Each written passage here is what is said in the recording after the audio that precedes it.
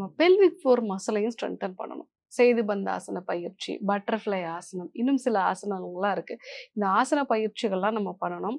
நான் ஆல்ரெடி சொன்ன மாதிரி, இது மனதுனாலேயும் உருவாகக்கூடிய ஒரு நோய் அப்படிங்கிறதுனால, அவங்களுக்கு மனதுக்குமான சில பயிற்சிய வந்து குடுக்கணும்.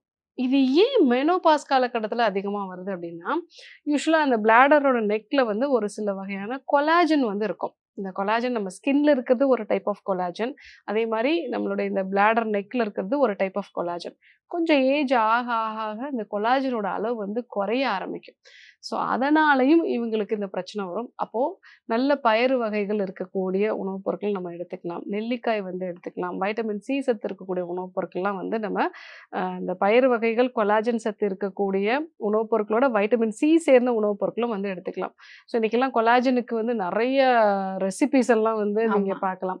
ஸோ இதெல்லாம் வந்து அந்த ஆட்டு எலும்பு சூப் இந்த மாதிரியான சூப் வகைகள்லாம் எடுத்துட்டு வைட்டமின் சி சத்தும் சேர்த்து எடுத்துக்கிட்டோம்னா, அந்த கொலாஜன் உற்பத்தியும் வந்து நமக்கு கிடைக்கும்.